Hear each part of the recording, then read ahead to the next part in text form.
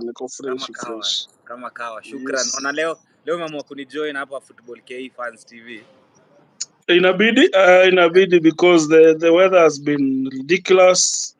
Shughuli kibao. Definitely. Kuna wasee labda wanaweza kuwa amekuwa swept na floods. Si mimi lakini. Yeah. Vipi, how has been your week? Wiki imekuwa poa bana. I was disappointed. My haters were FC Leopards. Haters. Mimi si hater bro. Ninyi hamtaki kujikaza. Kwanza yo hater anaitwa Dizo saizi is hiding in the bushes. Ajala watu wa Sharks. Watu wa Sharks tunajua hao ni kukimbia tu. Yeah, definitely was a kuepa, but all said and done, they're good guys. Yes, they are. At least they play entertaining football. At least they entertain. That is the only thing that we can say of them. After that, inaishia hapo. Bana. So anyway. So it's been a week packed action tukiangalia by the way. So between last weekend na saizi kumekuwa na match. This will be the third match in under a week. It's too much, man. Not too much. The fans, it's what the fans want. The only thing I'd say ni organization games are midweek. Otherwise, the fans want the action. Want a game. They need to see the games. Na the more na come thick and fast the better. But I don't know what it is for the players. Sasa ni story ingine because you see for the players preparation to the next game, traveling here and there inaweza kuwa tiresome nini. But then again, nasikia hizi games hukuja na allowances. So the more the merrier for them if they are getting their allowances. Hiyo pia ni story ingine. In terms of quality of football, tukiangalia ziko packed. Are we like, for instance, that Kakamega Homeboys Posta Rangers, man? What was that? That's not football. Ilikuwa floodies. Literally. Come on. And that is not what you want to watch. Na ukisema tunaleta thick and fast action, na hiyo ndio action tunaleta. It's mediocre. That was mediocre, man. I nakuget kabisa. For that particular game, I feel they could have wange postpone wangoje grao wenye wajui grao itulie ama drainage wajaribu wafungue drainage hiyo maji ya grao itulie. Ngo naona akina Ken walikuwa wanasema ilikuwa ngumu kucheza huko sana. So basically Homeboys were disadvantaged. They were the home team. They deserved an advantage. They didn't get the advantage. Have you thought about that? How so? Because it's their pitch and they were the home team, and you know, as a home team, if you cannot take advantage of your pitch and deliver results in such a scenario, Imvua, it's not coming as a surprise. These guys have known that there are rains in Western already. Kuambia say that game should even have been played at 12.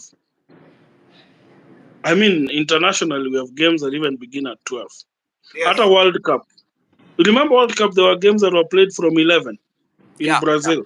Yeah. So what is so special about our league in adjusting to the rest? I mean, play the game at 11, play the game, because if the rains are starting to come down in Western from 2 o'clock latest, 12, already there are clouds, 1, 2, because it meant that by the time these guys are playing, the pitch had been soaked already. Kabisa. Optionally, eka game asubuhi saa 3. Hiyo ndo ilikuwa shida. What is there to lose wakieka game saa 3? Beats me, bro. Because then the nonsense we were shown on TV. It's worse than the football tulikuwa tunacheza ile tukiwa watoi bana. Ball imejaa maji. What was that, man? Of course it was. Back to you Lamo, lakini enough of the runs. Show sasa acha nikurudishie. Haina bro, na understand kabisa. You see, it's the same thing we say about ground management. Na pia when you wana manage hizi grao, I don't think they make the best. They don't think on their feet because kituka hiyo by the previous day walikuwa wanafaa kujua situation on the ground. Peana disseminate communication earlier, kuambia seni aje ground hivi na hivi na hivi, tuicheze mapema. Jubado the game na quality tu venye unasema is the most important thing ever. You cannot give quality, no need for us to be playing. Who is to blame? Who is to blame? FKF, What's PL, the no home team. The buck stops with FKF, PL. exactly. But again unaona pia tunasema pia the home team walikuwa complacent na hii because hawakuandika barua requesting for nini rescheduling of the game ama kitu kaa hiyo, una get. So si ati walitry Why nini would these guys? Why would they even write a letter to ask for rescheduling? Yet there is a league management body is seeing the weather patterns in the world and in the country. Do you need somebody to write a letter? no. Sasa si to make it official bro, to just make it official, tuseme wakiulizwa we tried, here is our letter, we wrote a letter to these people to reschedule the game because of this and this and this, wakakata, we had no choice but to participate other than walkover ama any other fine or because we know it happens. Why is kataa tu kucheza game? But did they ask for a rescheduling? No, they did not. So pia hao walikaa tu wako sawa, chezeni game.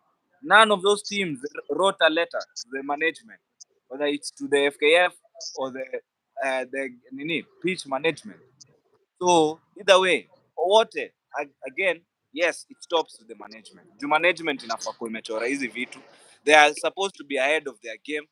Jua everything, kitu yote ina affect game inafaa kuwa the tip of their finger. Unapata? They need hizo information zote. Game kesho iko sawa, yes. Study iko sawa, yes. Ambulance, nini, referees, linesman, all those officials. But they did not do that, as always. Because pia sisi club zetu aziwaeki man, unapata ile unaona kwa pitch venye msee ambiwa manon. Pia sisi tuweki management leo manon. Hakuna watchdogs over the management. So they do things venye wanataka. Na ni sad. At the end of the day, tunapeana substandard game, substandard performance. Alafu tunakam tunafurahia game do. Haiwezi kwa hivyo. So for me, yes, but again, peer teams, they have to push the management to that place. So yeah, Mombasa kutakuwa na mvua. It's been raining. Shabana there. Yeah, it's been flooding. Shabana going to play. Now, what is these are the same questions we'll be asking again. What is the real plan? What is the main goal here? As in, hiyo ndio kupangwa, naona atupangwi. And it's sad, bro. But then again, what option do the clubs have? They have to honor fixtures. They have to honor fixtures, but this is the kind of thing we've been saying. Quality. There's no shortcut about it. Kabisa. And when we keep on compromising the quality in every bit, tunatoa hiyo quality to the final product. So there's no way final product itakuwa na any quality because tumeshinda tukitoa at every stage, tunatoa quality, tuna compromise video, tuna compromise tuna compromise. I remember ulikuwa unazusha juu ya commentary, tuna compromise those little things. Sadly, hapo normally sisi kama Waafrika kama Kenya to understand the essence of having quality at every service delivery point. Every service delivery point lazima kuna hiyo quality. Ndio the final product or the intended result isikuwe subpar, ikuwe hapa. I agree with you. Yeah, so anyway, we will leave the rant for the space. There's a weekend bana. We have exciting games in a camp. Kama leo first kick off ni Nzoia pale wame welcome Sharks. Hiyo Sudi, sijui kama siku hizi tunaweza sema Sudi ni fortress because they keep losing games. They keep losing a lot of games. A fortress, you can call a stadium a fortress based on how strong your squad is. Nzoia have lost their squad. Yes, They're that building afresh. So the fortressness, it's not a fortress if all your soldiers abandoned your base and you uh, have new rookies in place to again learn how to protect the whole place. And so you might find they lose narrowly, they might not lose big, Those you may not find a scenario whereby they're being whopped. But Nathan, this will only happen in the first half of the season. First leg teams Itandoko will be lucky. The teams that go second leg may not be lucky mm-hmm. because I think the team will have gelled.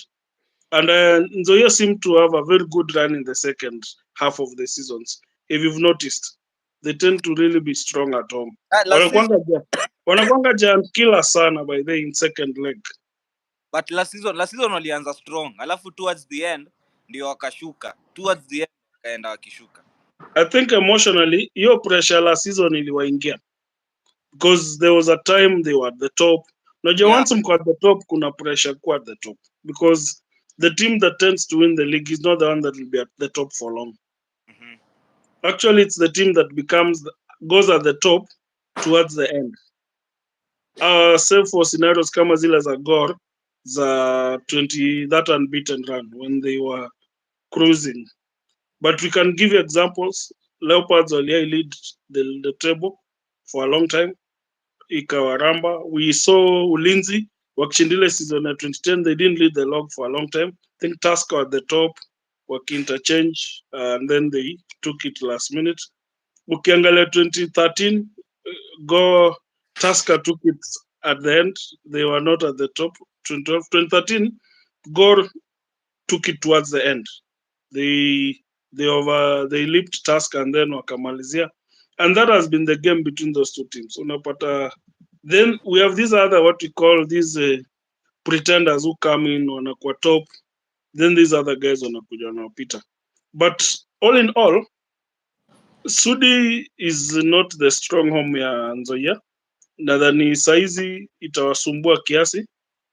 They don't have a bad record. They don't have a very good record as things stand because they've lost one, drawn Yeah. one. They've lost three, drawn one, and won one. So they only have 4 points from home. On the other hand, Sharks on the road, ukiangalia, they have a good record. Sharks have won one away, drawn two, and lost one. So it can swing either way. I think for Sharks, a point is a win for them. Last season they beat Nzoia at home, but I don't think this time around they might get that easy win because they also have a bit of naivety. It's there, but since this season they have been good. They won last minute against. No, they drew against Nyinyi. Shaban. You. They drew Shasha. So it's a game that can swing both ways. If the weather is fine for them, then it could be a good game. But I think for me, I see a good fight. Nzoia gave a good fight against Leopards.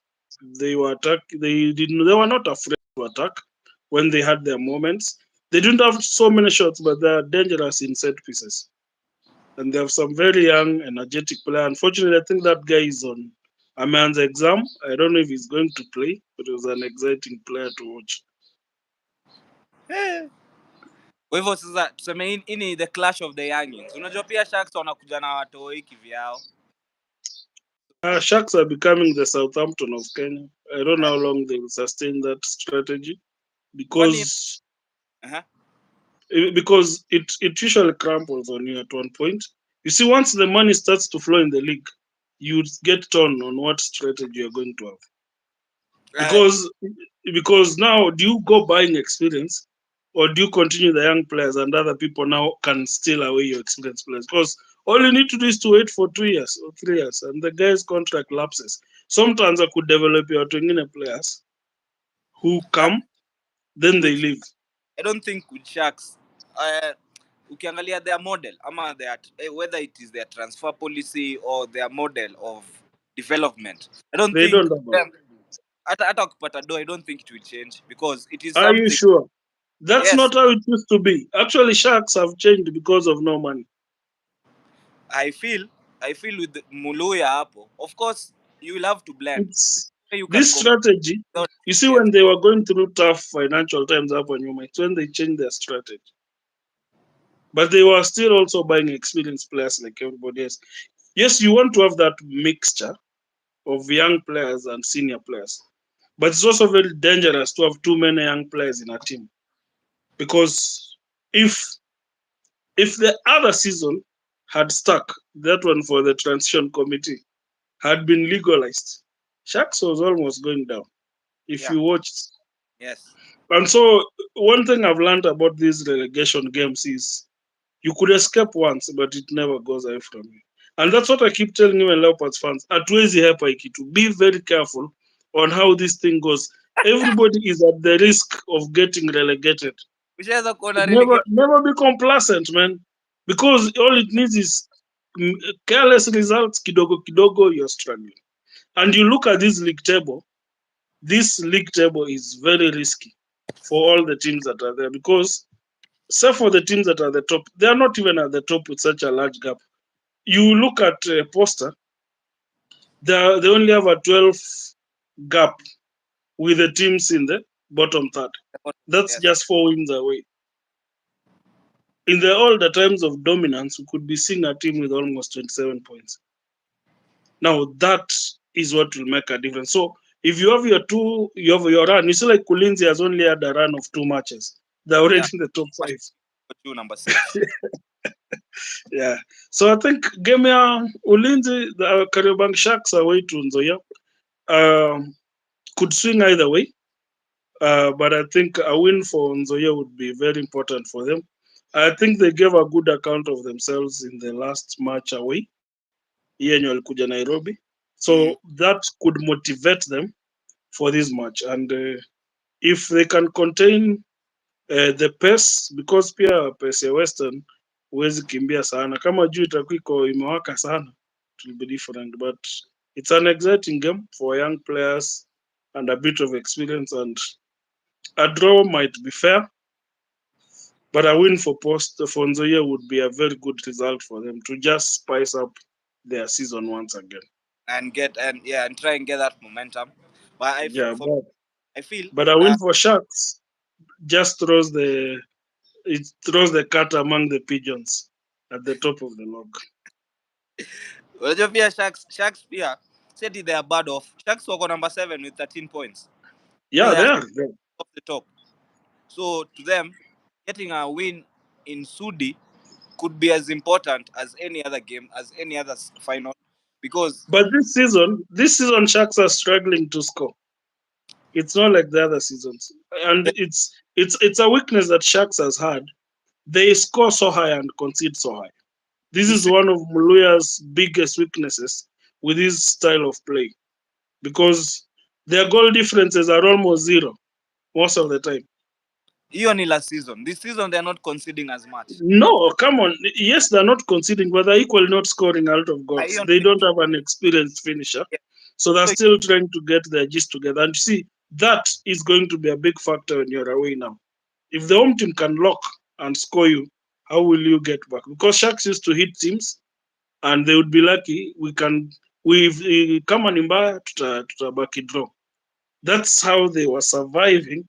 For me, I felt in the past, because walikuwa na vijana wange move na kufunga, not that those Tyson movements. You look at when Moses Shikanda was on form, hiyo form haijarudi, and I feel Shikanda's injury imemtoa kwa game, and it will take time for him just to get himself back. But wako na watu wakina Otiala wako pale, you see Stano ndo huyo. Yes, and they are there, but this could be one of their last seasons at Sharks.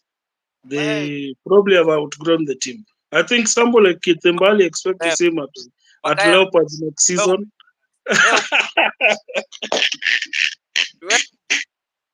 Hakuna positive yote unaona Sharks wewe. No, nimeona positive, lakini nasema they are a good team. Na feel tu hawana huyo sharp finisher, they hapa nyuma wamekuwa nao. Should they sign a very experienced? Because if Mark Shaban atawajoin, as they had said, that's a big if, because in football transfers, signatures at dakika mwisho might shock you. they might just shock you. Be very afraid of a transfer manenos. Things are cooking. So final prediction. Draw is fair, but Sharks have an advantage. So could be a Sharks win or a draw. Mimi naona another draw, a barren draw for the two teams after coming off. Yes, a barren draw. Noma sana, inawezekana. Kuna mabao. Haina shida. Si wewe umesema hiyo ni yangu. That's my.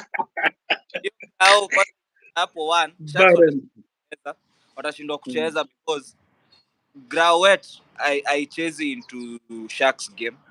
So they will be forced to sit back and defend. Then see ati Nzoia pia an attacking team as such. So Grau ikiwa kama jana ile ya nini? Hiyo si jana, kama game ya Kakamega Homeboys na Posta. Because Western I believe kote ni wet side. Yeah, so Grau ikiwa mbaya, it's another barren draw. So otherwise I see a solitary goal. Sadly for Nzoia, naona tu Sharks wakishinda. Hiyo game inafaa kuishaanza. Ni makosa sana the fact that hiyo game haijaanza. Hiyo game inafaa kuanza saa 6. Yes, but wameweka saa 9. Game ni saa 9. Doesn't make sense. It's the management we deal with. To this point, as fans, we can only question, critique, and wait for the match and tuone ni aje. So on to the next game. The game next ni Sofapaka na Talanta. Na wanacheza Macha. Sijui pia kama Macha kunanyesha ama ni ku dry. Sofapaka Talanta. Talanta watakaza. Hii ni watakaza ingine tena. I think Sofapaka, if they approach, Sofapaka's last game against KCB were at the top of the log. They dropped a surprise result. I think for most people were not expecting that result. The 3-0 win was too huge. But then there's a problem. When the team is at the bottom, I know they have Akwana and they have some good players, but Talanta have proven to be also good at stopping teams on the run. Maze. Normally, such games usually end in a draw after being on a good run. So I think another barren draw or a surprise 1-0 win for Talanta. I also see the same. Kwanza hiyo pre-season ya Talanta ni kama iliwasaidia. Sisi wako na pressure mingi, wako na pumzi. They can run for the 90 plus game minutes of the game. So as well, hata mimi I share your sentiments. I don't see so many goals in this game. Probably 0-0 or 1-0. But me go with a barren draw. So pia hiyo ndaenda na barren draw. Alafu tuko na FC mnacheza City Stars. Yeah. Ndio? Yeah. Hapa na hiyo ni the one of the two games that Azam TV game iko 4. Hii unajua City Stars wanakuja na mabaya. Last game week I think wamepigwa mabao mingi. Sijui hiyo game week City Stars alipigwa na Seals. They lost to Seals. So wanakuja na hiyo sijui kama huku kuna kuanga na hiyo bounce back kama nini. Hakuna bounce back. Hakuna bounce back. Remember, their key man is out of this game. Out for 2 matches. He got a straight red card. Yes, and so is So, and you see, Etemesi is the one who is the key anchor of that team. In terms of their whole forward line is wired around Etemesi. He's been the main person. So my thinking is, Leopards for the match again, the Wednesday match against Sharks was hailed as a very big improvement by those who were present. They were much more aggressive. Nyaka is out, meaning Schenge will come in, and Schenge and Aguero and Victor Tieno are the forwards when you were initially in Patrick Osem's lineup last season. Kwa forward line, actually kwa wings. And with that, na feel that energy, and it seems with Trucha style is quick progression. which is I think what Sharks has. And if you're not good at stopping that kind of game, I know Muyot is a good coach, uh, but I just feel I'm seeing goals in this one. Probably a 2-1 win for Leopards. From where, bro? Goals from where, man? No, I think no. I mean, if they may not have been scoring, but there'll be that one match that the team kickstarts it. So a 2-1 win for them, well, might be enough to at least take them off. Whether they get them from corners, penalty, or whatever, but it's a match that will see a bit of action. What I'm sure is kuna pena ya Khama hapo. Kuna pena yake hapo. Yeah, Unajua because they're making chances. They're making eh? chances. Eh? They do make chances. Yeah. For me, I think yes, I think you'll also win. Probably 1-0. 1-0. I don't see so many goals in this game. I don't see 1-0. See. Either 1-0 or a margin of 1-0. Could be 2-1. Could be a 2-1 win. So yes, I think so. I think you'll win. Trusha, kuna venye Trusha atajipanga ashinde hii game. All the best. So, all You, thanks, man. Let's see you, how this one goes. It's a game that is usually very close between these two teams, with a lot of surprise results. Because City Stars are some of the teams that, but I think it will be a close game. So good to watch. But I like the fact that Leopards are not going into that game. City Stars are not approaching it as underdogs, so they'll open up. You know, when teams approach a match as underdogs, they are very dangerous to yeah. play against. So, And you could even see from how Shabana was playing against Gor Mahia. Had it not been for the 13th man on the pitch to give Gor Mahia the advantage, it would have been a very different game. And I think without the help of the referee on that day, I just feel Shabana were on the ascendance and they were cracking that defense. You could see there was a lot of commitments. Guys were now faking injuries because they're being taken out of position. Walikuwa yeah. wanavutwa wanarudishwa, and defenders don't like that kind of movement when you're always. And you see, this guy was like he was pulling the whole back line. Any person could be, especially the central line, Paka Jamaka Pigwa sub. That single instance where the referee decides to be the man of the match. And these are the things we are praying that referees stop being the stars of the game. Yeah. It doesn't mean every time players wanashikana kifua hivi or watu wanasukumana, it's an opportunity to flash useless cards. But when you have serious injuries on the pitch or stupid mistakes that deserve cards, the guy is smiling and waving on. Unajua sasa, this kind of inconsistency. And I feel like that Shabana game, the ref was emotional. Alifatuku consult the assistant, and both players needed to be booked because they all went against the code. Or coming kwa red cards, what walifaa kupeana because it was I didn't see one player who didn't do the other thing to him. So I feel these matches in tuko nazo referees, if they don't participate excess, then they just need to be there to control the game, give the right calls, give the right. But when you now swing inakuwa ni a disaster kidogo. So I think for today, today you may have settled for a Sharks win or draw. Sofapaka draw or Talanta win. City Stars narrow match, either team to win with Leopards more likely. Lazima tu. Na that concludes the games za leo. So kesho tunaanza na Bandari na Shabana just as you're explaining. Now, Clean Bandari win. Clean Bandari win. 4-0. win. 4-0. Cost ni Kumoto? Yes. 4. Yes. Hey. Shabana na Swagwa 4 goals, my friend.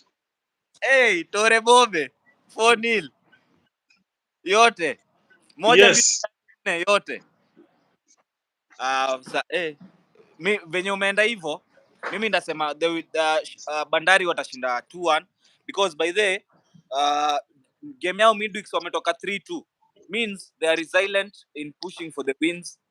Kupiga Police 3-2 si rahisi.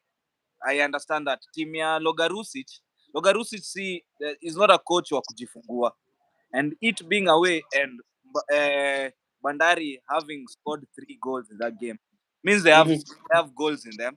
Hapo akina Hassan Abdallah, that is, kuna venye wanaweza changamka. For me, I don't see 4-0 4-0 umwadharau, but anyway, I understand ni opinion yako. For me, I feel Bandari watashinda 2-1 or 2-0, but Shabana, I feel Shabana needs a plan. Haiwezi kwa tu hiyo ball ya juu pekee. No, but they played well against Gor. They didn't play bad. Walipanga game. You see what those guys did? They were doing more of transition. And see, when you sit back and the team leaves gaps at the back, you can easily switch. And see, that's why walisumbua. They were able to, some moments, needed to ile decision making hapo katikati. They did not have quick midfielders. But these guys didn't play very badly. I know I was looking at people saying walikuwa napura, and I didn't see that kupura that we had accustomed to them. I feel in this game, what they did, they approached. They were very disciplined. You could see that defensive line, kutoka nyuma. Even up to that moment, they were conceding the goal. It was just a moment of, because the guy didn't intend to score, it was like a miss pass, a miss cross into the box that got him. And it was just one moment, that lapse of tracking the position that made these guys concede.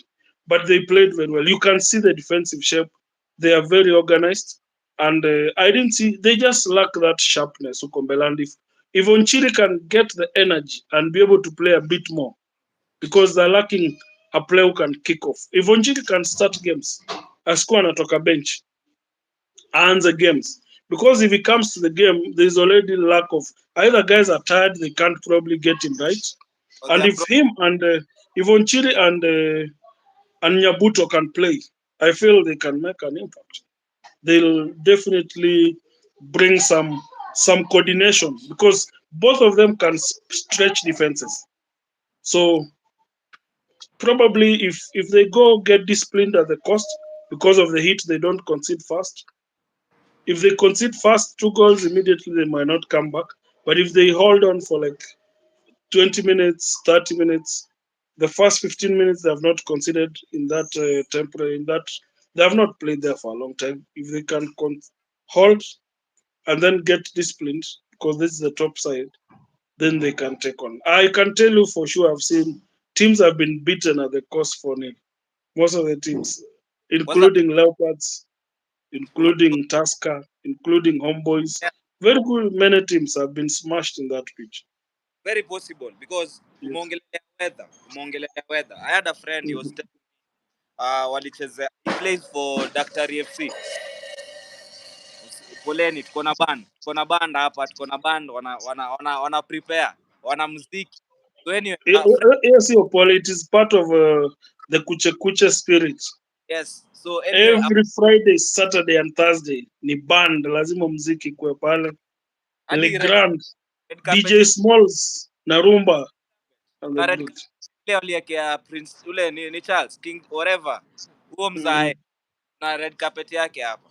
So anyway, I was saying, unaona huko coast, hiyo kwanza story ya weather, hiyo humidity ya huko, hiyo humid, kuna venye inafanyanga kifua mzito. A friend of mine anachezea Daktari FC, walikuwa huko I think last week or 2 weeks ago, walikuwa inafika mahali kwa game unapumua hewa bro itoki.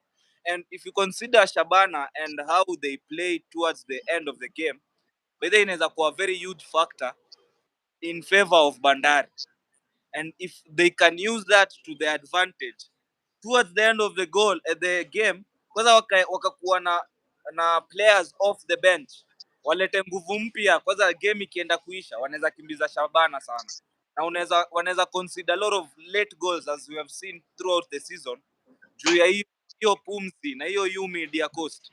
So bedhe pia hapo ni science na nini inaweza cheza against Shabana. I hope pia wamejipanga waekewa enough from the bench. Sijasikia watu wakiongea juu ya Mukangula, so I don't know where he fits into this game or into Shabana. Actually, for me, I think Mukangula should now be played more up front, not even deeper. He's even a threat. And you see, I think Nimona, why ukiangalia Kenya, we're not getting a lot of goals because our Kenyan strikers are running all over the pitch. Wako kila mahali. Mara jamaa ako wing, ako wapi. As in, there is no positional smartness. Link up, wanajaribu link up play, bro. Yeah, they're trying link up play, but we've seen that you don't need to always be link up play. Doesn't mean you rush upewe ball alafu ndio anze kimbia. It's one case that I was isolating, and you see that's what I'm saying about. You saw what Onchiri did. He was in the right place. How many times did he get into the goal box? Around twice. By the time he was getting that card, already alikuwa sharp kwa threat. If you get Nyabuto, if he had not been taking himself wide under no pressure, then it doesn't. It helps you when you try to, because I saw there's a time some guy ran wide outside instead of going in. Me, if I see the box ndio hii, siendi place ingine na sifikiri kucross. Mi naingia kwa box kwanza. Mi tukutane kwa box, nitafikiria mambo mengine once niko kwa box. And you saw there's a cross they did like there was that move walifanyika. But if you see the moment you get into the penalties are the cost ni mingi sana. And Bandari are fond of conceding them. It's very easy to get a penalty. Mkiweka tu under pressure, they'll concede a penalty. Haina noma. Get smart guys like Onchiri and Nyabuto waanze. The two guys, let them twin strike. Check on those guys. So kimbize your defense. Yeah, say that is not the Feli Mulumba defense. Any defense here, they are not that strong, easily to deal with. Haina noma. Not taking so much time on that game. Final result for you? Umesema 4-0. It's a Bandari win. I think the 4-0 is an exaggeration, but at least it will be more than 2 goals. Okay. I also stick to the same. The next game ni Seals Tusker. Seals Tusker wako pale SportPesa Arena. Tusker, I think these are the matches Tusker turns up. The last match, Tusker Matano has a chance. I know Muranga Seals have this. They have been showing that they are a resilient team, but they are yet to. They beat Posta Rangers 1-0. At Tusker. No, Muranga. Tusker wanashinda wapi bana? Labda washinde kikombe. No. Tusker not badly off. I think as much as we want to give, as much as they're so poor. No. Tusker not that poor. I think what we are doing is we are being emotional. They're not so much away on the log. Yes, wako na 11 points. Wako na 11 points. They've already lost more matches than they lost last season. Exactly. And I think it's about them getting a comeback, and they know they're not far off. So one simple win away gets them back into the top 10. And for Seals, I know what Seals are going to do. And by the way, this is mentally what creeps into these players. Normally, when you're new in the season, kuna ile energy ya kuanza mapema. Then once players have secured like survival, somehow that drive to win inapoteanga. Or suddenly you don't have the gas to just play because equally teams now have studied you. Teams know what to target. Then injuries start to creep in. But for this game, I think when it matters, Tusker gets the wins. Say Muranga have been good, but I think this would be a match that Tusker turns up. Matano likes such a test because he looks at such teams like Muranga's because of their financial acumen as places he would want to. It's a community team, in quotes. It's affiliated to a community.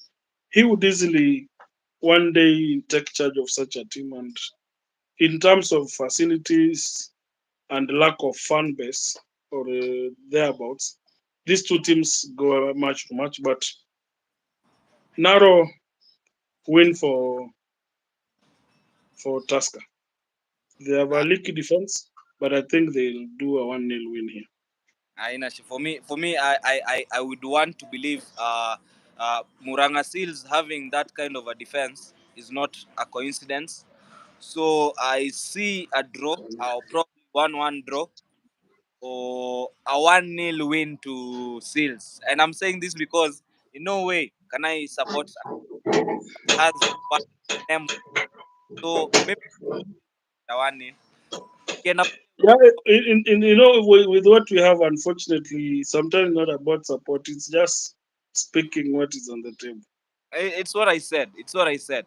It's what I said. Like Seals have the best defense in the league. No, I don't think that is a coincidence. It is not. True. And Okay. that cannot score. So for me, I feel their defense will play into hand into this game. And I see them winning 1-0. All the best to Seals. Tukisonga hapo Ulinzi Complex. Ulinzi are welcoming Bidco. In game ingine, honestly, I don't see a lot of goals. But Ulinzi wameanza kupanda. It's something Modo anafanya. He's probably gotten a formula. Ama ni fluke, I don't know. But regardless, hiyo momentum si bure. There's something he's doing right pale. And of course, Mushiri, venye muita mu free kick, the more they keep giving him such free kicks closer to the goal, the more he will punish teams. I believe he's the best free kick taker currently in the country, and you can't keep on giving him those chances. You give him those chances, na atafanya maneno. And I see the momentum going on. Naona wakishinda, another win for them. Bidco, yes, Bidco hata kwa logins wako juu yao. There are 14 points at number 5, I think. Then Ulinzi at number 6, Ulinzi 13 points. So pia in a game no team will want to lose. So they will be so tight na defense. But naona kina Birgen wakishinda. I feel wanashinda. Oh, Lucas by the way amerudi, good news. I don't think he will play this game. Ni mapema ndo ameingia training, but again, I am so happy amerudi. I am a fan of Lucas Maish. So all the best to that ninja towards his full recovery. Back to you, bro. Sijui unaonaje hiyo game? There's always that challenge of when you score so many goals, what happens in the next match? And teams like Bidco are very good at dealing with such teams. They know how to sit back. So be prepared for a boring game. The weather has not been exciting. I don't see those goals you're saying, and you should. It's probably a draw for both teams, or a likely 1-0 win for Bidco. Okay. Ni sawa. Game 90 plus. Game 90 plus. Poster KCB. Wow. Log leaders. Log leaders. Yes. The challenge is hii distance. Posta wametembea itakuwa big issue. But I feel we cannot judge them from that swamp in Kakamega over the weekend, over the week. So KCB are also coming from a run. They were whitewashed recently by a team at the bottom. Na KCB wako na weakness moja. When they get beaten, Mwalala ako na shida. Whenever his teams get beaten, they get to lose like a subsequent match. So I think Post will sustain their run at the top with a win in this one. Do you think their loss versus Sofapaka inaweza kuwa imeleta some confident issues ama watakamo they want to prove something to the coach? I don't. It's not about something to prove. It's just that they're facing a good team, a team that is on form. So that panic will be there. You see, the worst thing is to face two teams with contrasting forms.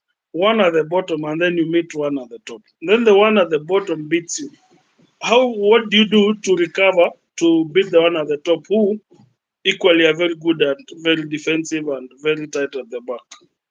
And Post are creating the chances. They are scoring goals in the league. They also They're the team with the most goals currently. And defense. So yeah, you cannot say that you are going to really sit back. KCB have shipped in. They have equally scored more goals. They're the second highest scoring team, but have shipped in more. So this swings more towards Poster rather than KCB, unfortunately. And Poster says in your team in your form. So however much we want to defend and say that Malala, and as I said, Malala's team spear is same caliber with the Mluya. These teams can score, but they also can concede, and so Poster win. Posta win. Hapo niko na wewe. All the best. Mimi ni fan wa Kapi mbaya sana. Na wewe Kapi naongelelea Ken. So mimi naona Posta wakishinda 2-0. 2-0 clean. 2-0. Then we go to got Alila. Apparently game bado inachezwa of which by now court zilisema kuna hiyo order of stay. So as of now hiyo story ilitupiliwa mbali. So Moroni are welcoming Kakamega Homeboys. For me that is another boring game. Niko na fan wa Kakamega Homeboys hapa ana jam. Na nawaambia hii game ni boring sana. Hakuna kitu cha kufanya kina Dagala. Uko Dagala, si unajua Dagala? Dagala ataweka game will frustrate them. Yes. They will set the game up to frustrate Homeboys. And I think isn't the Homeboys love such kind of atmospheres? But Moroni are weak. They are conceding a lot of goals. I know they'll push for a draw in a way, but I think this fixture is not really dented. You see, Homeboys are traveling from Western to Nairobi, then, Moroni. but they're just within. That's a 2-hour drive for them, and I think it's almost 1.5 hour drive or 2 hour. Let's put it. It's not such a strenuous trip on them because I'm sure saizi kama ni wakutoka watatoka tu kesho asubuhi Kisumu as they go to play. They'll arrive on time. They will not strain to say that wanalala sijui hapo. Watoka tu Kakamega mapema, reach Moroni and manage to play. I feel it's a Homeboys win. They might be having their weak season, but I think the match they demonstrated against Sharks, despite the last minute loss, there was a goal that was disallowed, the one that Brian Eshianda scored. Very good defender in the air. So there are goals at Moroni, but whoever concedes more will be the problem. The only challenge is the match is out of TV, and there'll be a lot of question marks about officiating. I don't know why we have these issues at Moroni, but I think Homeboys are well much aware of this. They know they're fighting for their chairman, and I see them. They know that a win takes them to top 5. Homeboys might be having their worst season. They may not have that mojo, but I don't think we need to really say that they're playing badly. Win for Homeboys. Another goal from Shuma ama unaona nani akiwa? Exactly. And Shuma, now that is on form, there'll be a goal from him, probably a brace. Me, I'm a fan of Shuma. Fully. Niko naye hapa sana. I'm a fan of him. It's a very kama timu yako ya league is a collection of players from every team and your team got relegated. So I understand. You have a piece in every team. Home team of the season. Yeah. So anyway, finally our biggest game of the fixture ni Gor na Logarusic led Police. Na unajua Logarusic alikuwa Gor, as everyone knows. Kacheza nao. He had a little success. So he's going back. He's facing his old rival. His old team. Hii ndo game naona iko na goals. A lot of goals. I see a lot of goals in this game. Like at least 4 goals. No, my son. 4 goals. I think for you to call this the biggest game of the weekend is not right. The biggest game of the weekend is Posta versus KCB in terms of the league standings. But in terms of and also there's Bandari versus Shabana. I feel Gor versus Police is not a big game because Gor Mahia are very strong. They'll just beat Police. Police are weak. They're conceding. Gor are strong in defense. You look, they have conceded only 4 goals. They have a better. It's only them and Ranga says have a tight defense. Apart from also Homeboys and then Poster Rangers, who have conceded 5. But Police have conceded 11. They are the team with the second worst defense. Okay, is it third worst after Nairobi City Stars, who have conceded 16, Shabano have conceded 12, Sofapaka have conceded 11, and then Police have conceded 11. It's a 2-0 win for Gor Mahia. Yeah, Lamo as he takes a break there. So definitely some sweet games over the weekend. And just to recap, Posta Rangers lead the log with 20 points out of 9 matches, only 1 loss. Gor Mahia remain unbeaten, 5 wins, 4 draws, 19 points. Muranga Seals are third, the newly promoted team, 17 points. KCB fourth on 15 points, followed by Bidco 14, Ulinzi Stars 13, same as Kariobangi Sharks and Bandari. Then we have Talanta and Kakamega Homeboys who are on 12, Tusker 11, Police are 10 points. Then City Stars in 13th have 9 points, just ahead of 1 point ahead of Leopards, same points with Moroni, who are now in 15th. Then the bottom 3 teams, Sofapaka 7 points, Shabana 7 points, and Zoya Sugar 6 points. So no team is off the woods here. As we can see, a win by any team at the bottom will cause a bit of seesaw. So we'll be seeing how the log develops, and this is going to probably turn out to be one of the tightest and closest seasons we've had in a long time, where a lot of teams have opportunity. And at this point, we are seeing a lot of promising performances at the top. So share with us your comments in the comment tab, your team and the result you expect. Which match are you attending this weekend? And what is the expectations that you have for yourselves as the season goes ahead? Let's continue the conversation in the comment box. Others from Aziad Football KE Fans TV, thank you for joining us. Remember, we have other shows almost daily in the week. On Monday, we have the weekend review where we review the season matches. Tuesday, we have the women football on the Spaces on X, same football KE _90. And then we have Thursday conversations, also looking into the weekend. And Saturday, we have the Saturday live any day. And we'll be soon joining with more content. From me and the rest of the crew, on behalf of Mr. 90 Plus,